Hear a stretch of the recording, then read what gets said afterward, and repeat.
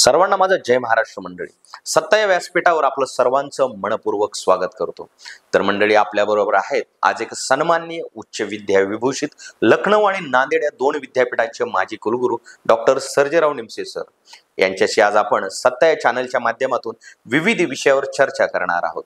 विशेष म्हणजे अहमदनगर शहराचा इतिहास, नगर शहराचे राजकारण, नगर शहराचे नामकरण, विकासाची ब्ल्यूप्रिंट आणि त्यांच्या नजरेतून नगरच्या विकासाचा दृष्टिकोन, असे अनेक विषय आपण सरांकडून जाणून घेऊयात. तत्पूर्वी आठवण करून देतो, आपल्या सत्ता चॅनलला जर सबस्क्राईब करून घेतलं नसेल तर सबस्क्राईब करून घ्या. चला तर मंडळी, वळूयात आपल्या मूळ मुद्द्याकडे. सर नमस्कार. नमस्कार सर, तुमचं सत्ता या व्यासपीठावर खूप खूप स्वागत. सर, आम्हाला आपल्याकडून नगरचा इतिहास जाणून घ्यायला आवडेल. खरं म्हणजे अहमदनगर शहर हे ऐतिहासिक शहर आहे. ते अहमदशाह निजामने 28 मे 1490 साली वसवलं आहे.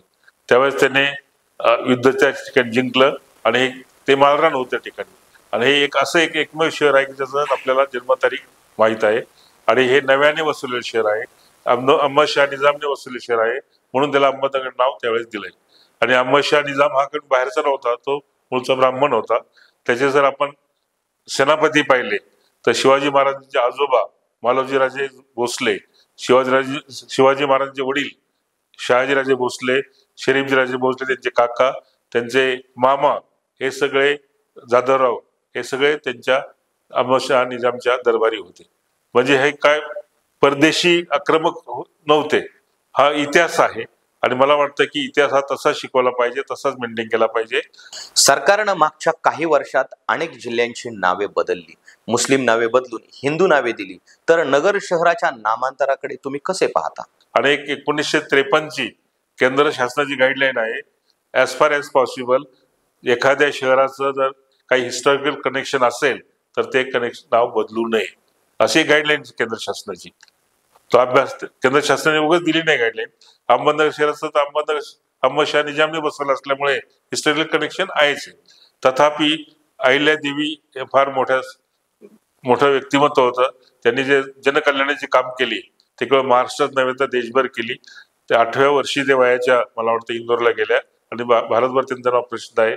आपल्याला जर अहिल्यादेवीचं नाव नगरमध्ये काही जोडायचं असेल तर मला वाटतं जुनं जे अहमदनगर शहर आहे, जे अहमदशहाने बसवलंय, जे आता तिथे विकास करणं मर्यादा येतात, जुन्या पद्धतीचं गाव ते आहे तसंच ठेवून तो हिस्टॉरिकल हेरिटेज ऐतिहासिक ठेवा म्हणून पाहिलं पाहिजे याकडे.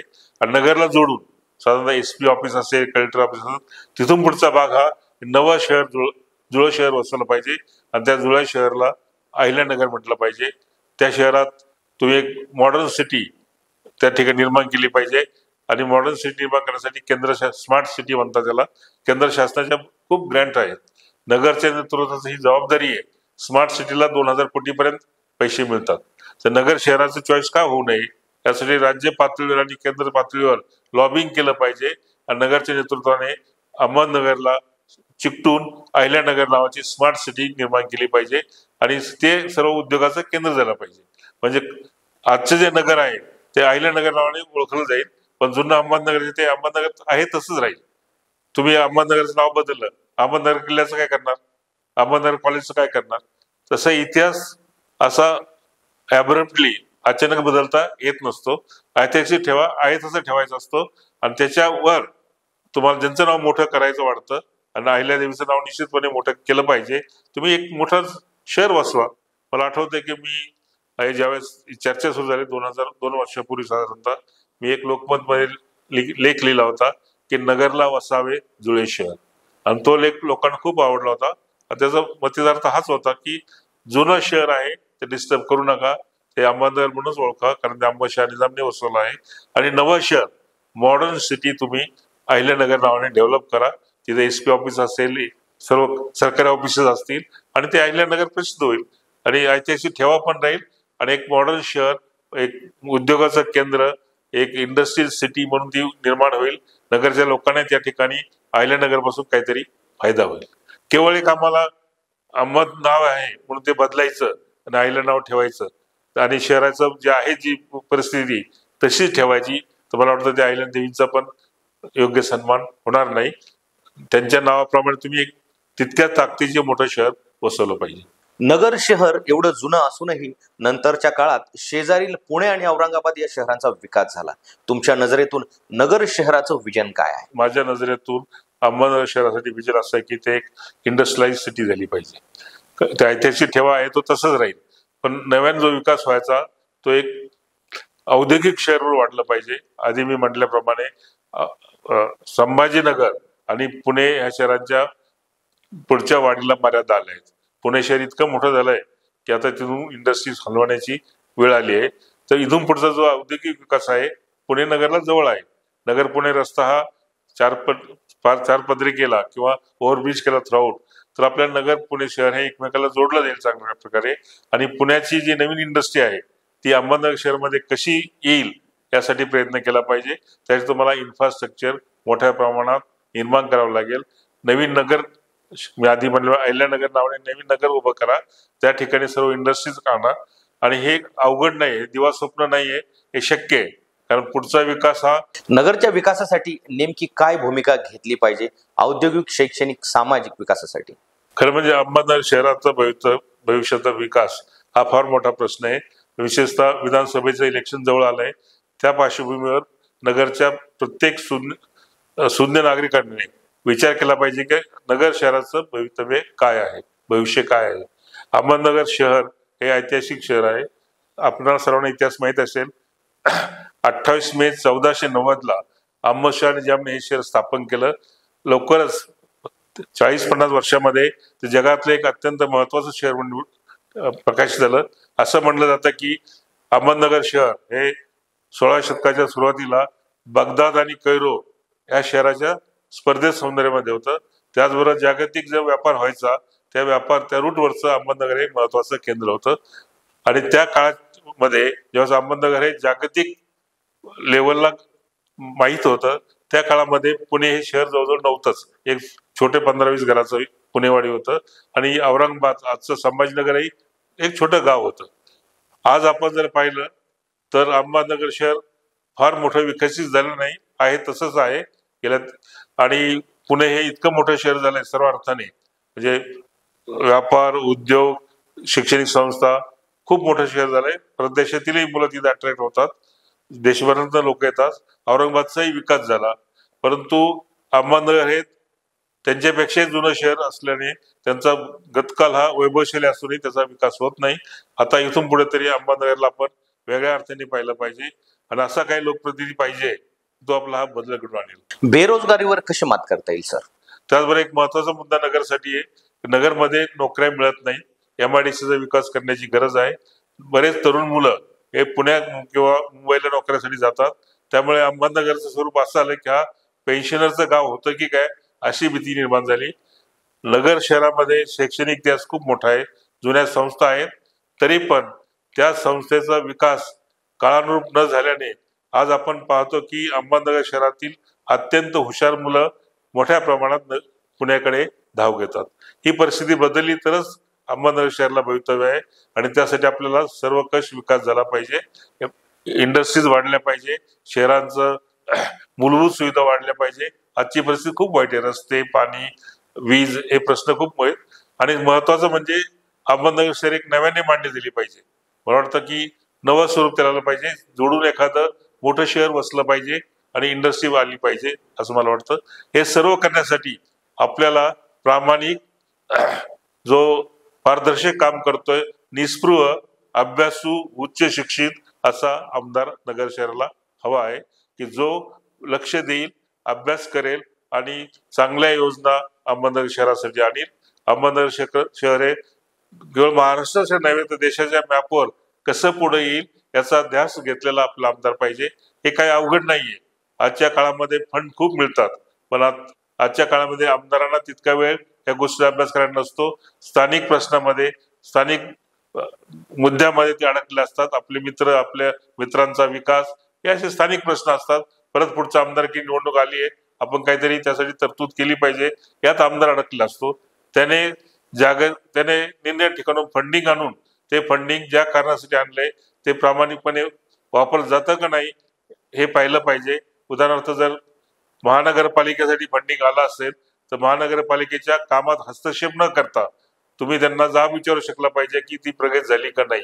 त्यांचे काही वेळा काय होतं की आपले राजकीय नेते हस्तक्षेप करतात, इतकंच नाही ते भागीदार होतात. ते टाळून त्याने एक त्रयस्थ व्यक्ती म्हणून तिकडे पाहिलं पाहिजे आणि एक वॉच डॉग ज्याला इंग्रजीत म्हणतात की हे काम व्यवस्थित होतं की नाही इतका त्याचा फक्त त्याकडे लक्ष दिलं पाहिजे. अशा अनेक गोष्टी आपल्याला आमदाराकडून अपेक्षित आहे आणि मला वाटतं की नगरचे नागरिक सुज्ञान आहेत. त्यांनी विचार केला पाहिजे, जर आपल्याला अहमदनगर शहराचं गत वैभव जर परत निर्माण करायचं असेल, इथे इंडस्ट्री मोठ्या प्रमाणात आकर्षित करायचं असेल, तर मला वाटतं की शहराचं नेतृत्व एखाद्या अशा चांगल्या माणसाकडे जर गेलं, मी आत्ताच्या नेतृत्वावर टीका करत नाही, तेही त्यांच्या परीने काम करतात, पण काळ बदललेला आहे. एकच उदाहरण द्यायचं असेल तर नगर शहर एक ऐतिहासिक शहर आहे, त्याला ऐतिहासिक ठेवा आहे. त्या अशा शहरांच्या विकासासाठी जागतिक बँकेकडनं युनेस्कोकडनं मदत मिळू शकते तुम्हाला हिस्टॉरिकल असल्यामुळे.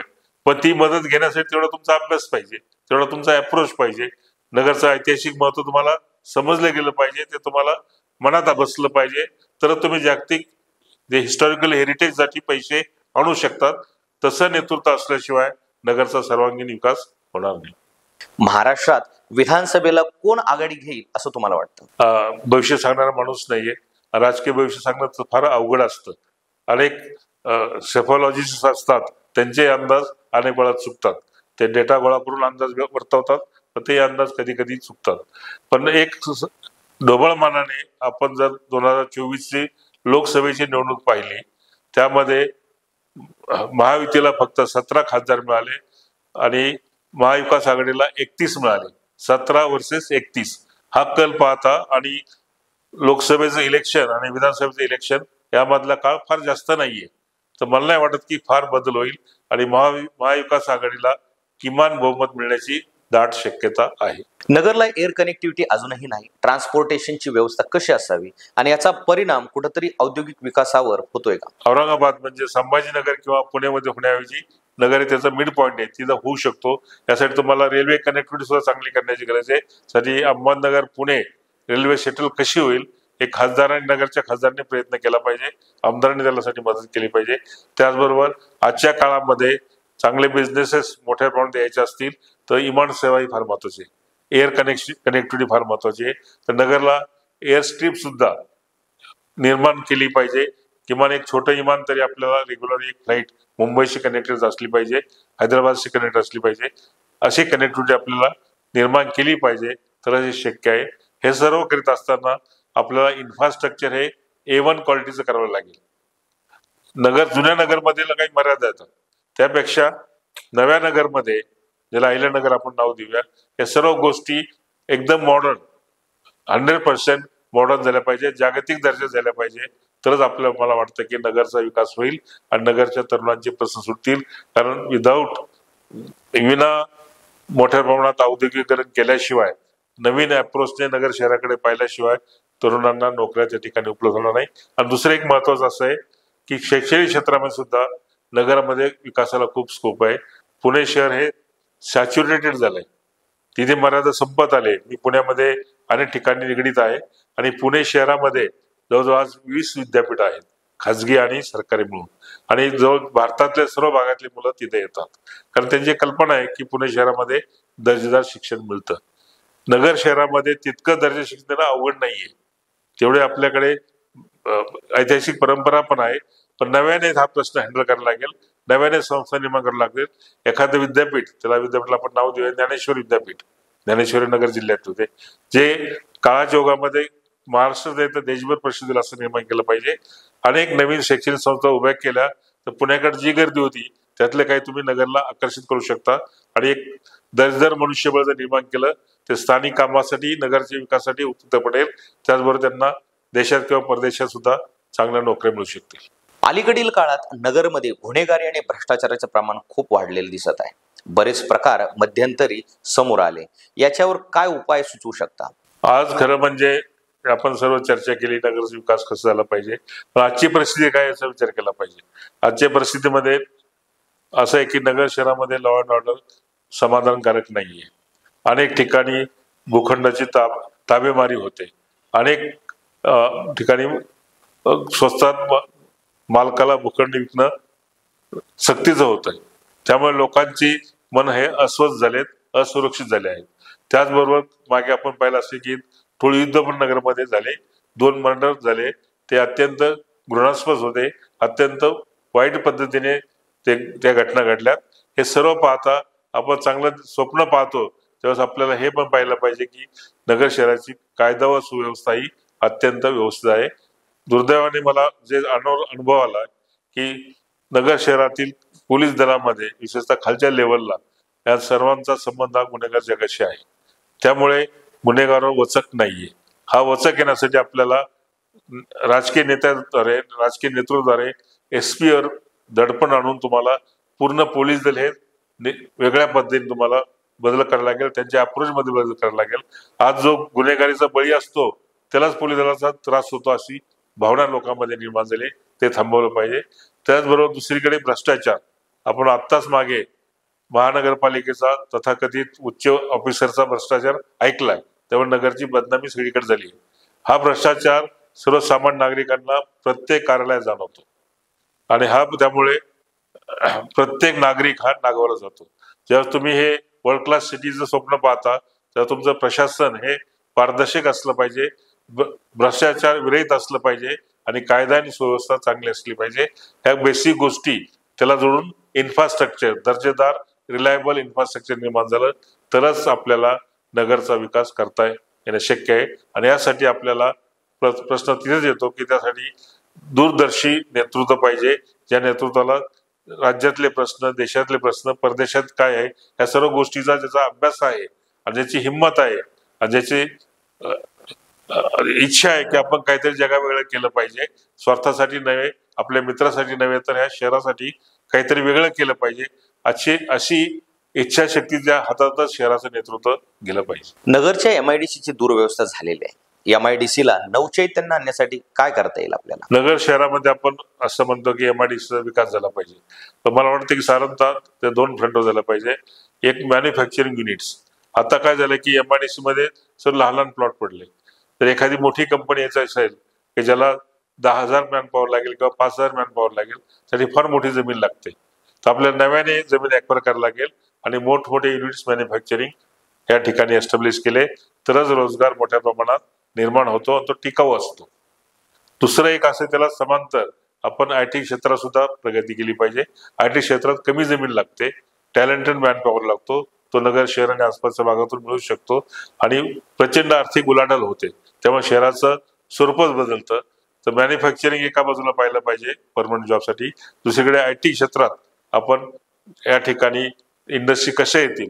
IT ला काय लागतं, टेलिफोन कनेक्टिव्हिटी फक्त लागते आणि तुमच्या बेसिक इलेक्ट्रिसिटी वगैरे या गोष्टी रिलायबल लागतात आणि ते देणंच काय अशक्य प्राय असं काही नाहीये. तर पुण्यात ऑलरेडी IT इंडस्ट्रीचं सॅच्युरेशन झालंय, त्यांना बाहेर पडायचं आहे आणि नगर हे सर्वात जवळचं डेस्टिनेशन आहे की पुण्यातली इंडस्ट्री नगरमध्ये येऊ शकतात. नगर पुणे कनेक्टिव्हिटी वाढल्यास ते दोन्ही एकमेकांशी कोऑपरेट करू शकतात.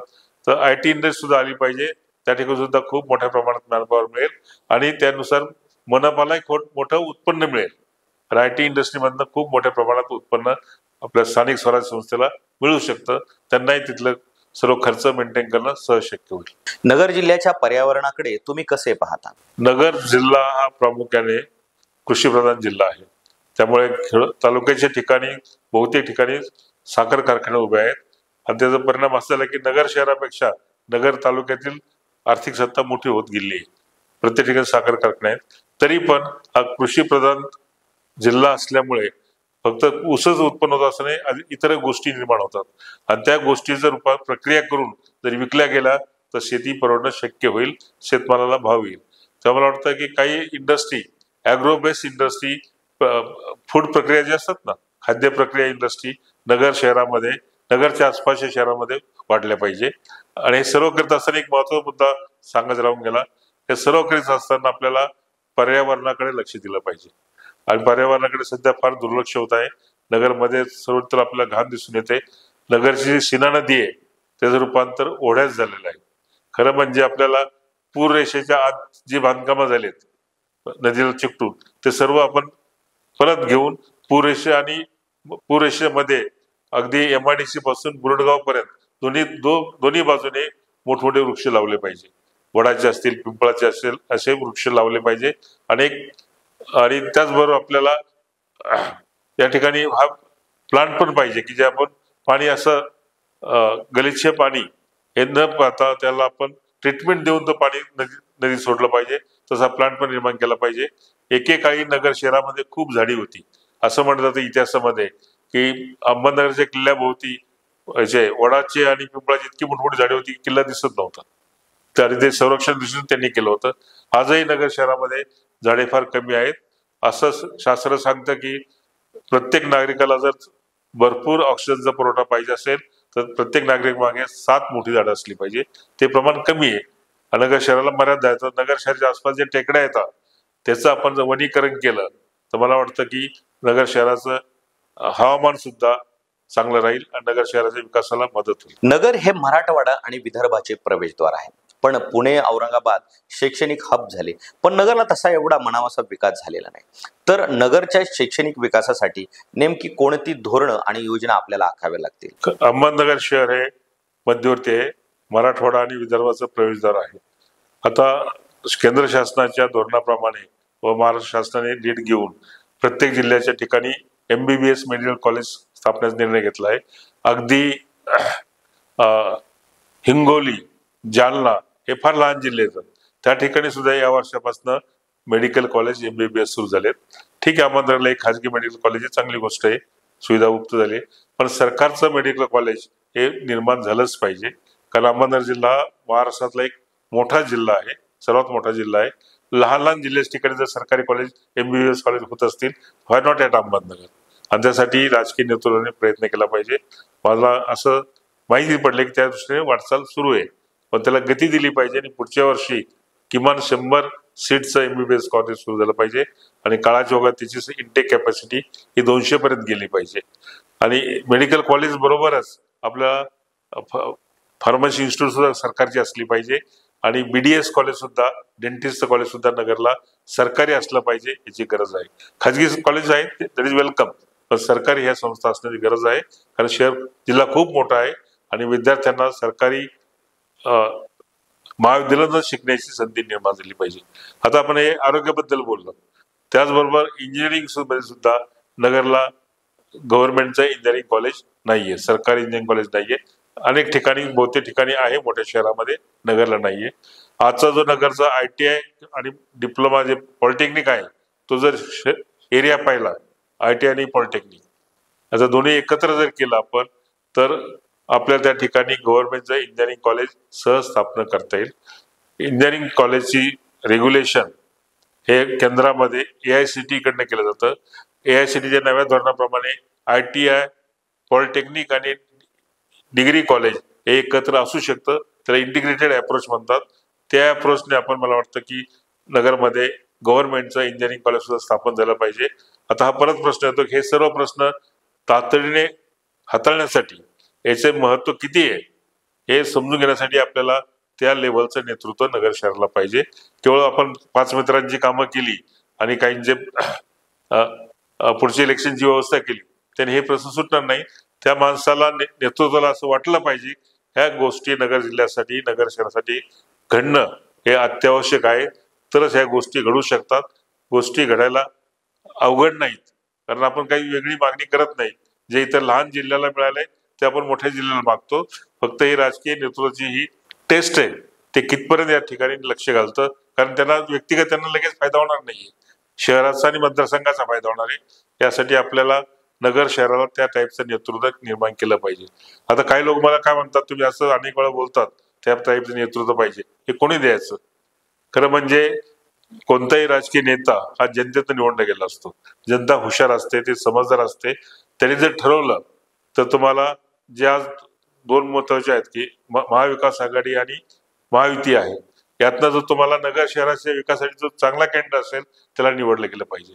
आणि दोन्हीमध्ये जर तुम्हाला वाटत असेल चांगला कॅन्डिडेट नाहीये तर लोकांमधनं त्यांनी आपला उमेदवार दिला पाहिजे आणि जो नगर शहराचं स्वप्न पूर्ण करू शकेल असा उमेदवार केला पाहिजे. यासाठी नगरच्या नागरिकांनी आपले राजकीय धोरणं किंवा राजकीय विचारसरणी थोडी बाजूला ठेवून नगर शहराचा सर्वांगीण विकास करणारा, दूरदृष्टी असलेला, भविष्याचा वेध घेणारा असं नेतृत्व निर्माण करण्याची गरज आहे. राजकीय पक्षाने दिलं तर वेल अँड गुड, अन्यथा ते जनतेतनं पुढे आलं पाहिजे. आम्हाला आपल्याकडून जाणून घ्यायला आवडेल की नेमकं आमदार म्हणजे मेंबर ऑफ लेजिस्लेटिव्ह असेंब्ली यांची कायद्याने कामे नेमकी काय आहेत आणि मुख्य कामे काय आहेत? खरं म्हणजे आमदार हा केवळ त्या मतदारसंघाचा प्रतिनिधी नसतो, तो पूर्ण राज्याचा असतो. खरं सर्व आमदाराचं म्हणून एक विधानसभा तयार होत असते.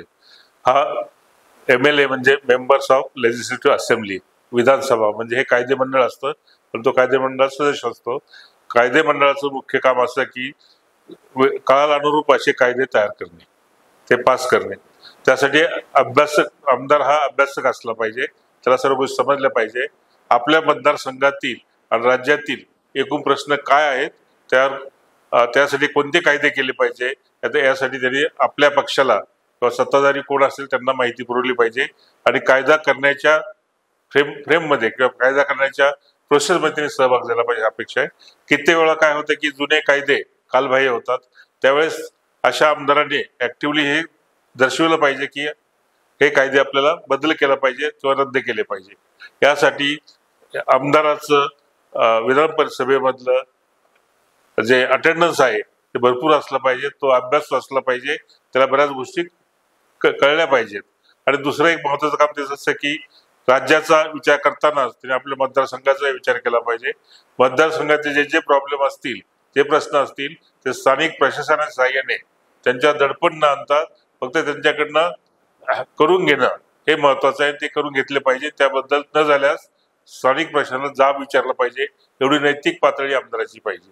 आणि आजच्या काळामध्ये अनेक वेळा आता फंड्स मिळतात, तर हे फंड्स अत्यंत पारदर्शकपणे कसे खर्च होतील आणि त्याचा वापर सर्वांना कसा होईल, उपयोग सर्वांना कसा होईल याचा विचार केला पाहिजे. कारण आमदार एकदा निवडून आल्यानंतर तो केवळ आपल्या ज्यांनी मतदान केलंय त्याच्यासाठी त्यांचाच नसतो, तो सर्व मतदारांचा असतो. यासाठी आमदारांनी आपलं व्यापक दृष्टिकोन असणं फार गरजेचं आहे. पूर्वीचे जे लोकप्रतिनिधी होते यांच्यात आणि अलीकडील लोकप्रतिनिधी यांच्यात प्रामुख्याने काय फरक जाणवतो? म्हणजे कामापेक्षा शोबाजीवर जास्त भर आहे, याच्याकडे तुम्ही कसं पाहता? हा फार मोठा बदल जाणवतो. कारण पूर्वी जे आमदार निवडून यायचे ते पार्टीच्या कार्यक्रमावर निवडून यायचे, त्यांचा स्वतःचा खर्च तसा फार कमी असायचा. आणि पार्टी आयडिओलॉजी असायची, पार्टीचे जे कार्यक्रम असायचे, राजकीय कार्यक्रम, त्याच्या आधारे स्वतःचा कमीत कमी खर्च करून निवडून यायचे. त्यामुळे त्यांच्या अपेक्षा फार कमी असायच्या. पूर्वीच्या काळामधले आमदार साधारण 40-50 वर्षापूर्वी हे पूर्णपणे विधानसभेच्या कामकाजात भाग घ्यायचे. त्याला 10-15% अपवाद असेल, पण सर्व हे अभ्यासू होते, हायली क्वालिफाईड होते आणि त्यांना आर्थिक विशेष लाभ होतो असं काही नाहीये. मला आठवतं की 70 ते 80% आमदार हे विधानसभेसाठी जाण्यासाठी एसटीने प्रवास करत.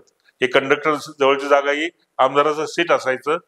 त्यावेळेस आत्ताचा अंदाज केला तर आपल्याला खूप फरक जाणवेल. अगदी यशवंतराव चव्हाणच्या काळामध्ये मी असं ऐकलं की आमदार निवासामध्ये आमदार अधिवेशन काळ संपल्यानंतर जर थांबला तसं त्याला भाडं द्यायला लागतं आपल्याच रूमचं. इतकं त्यावेळेस कडक होतं. आता सर्व डिले झालंय, लोक वाम मार्गाने पैसा कमवतात आणि आमदार हा एक कोणतरी प्रतिष्ठित असतो, त्याचा खर्च खूप मोठा झालेला आहे आणि अभ्यास तितकासा राहिलेला नाहीये. आणि जे निर्णय योजना ज्या येतात त्याचा आमदार हा कधी कधी आपल्या सत्तेसाठी वापर करतो. हा महत्वाचा फरक झालेला आहे. आमदारांच्या कार्यशैलीत बदल नेमके कधीपासून झाले? नगरचा राजकीय बदलाचा इतिहास नेमका कसा आहे? आमदारांच्या कार्यशैलीत बदल साधारणतः 1980 नंतर झाला.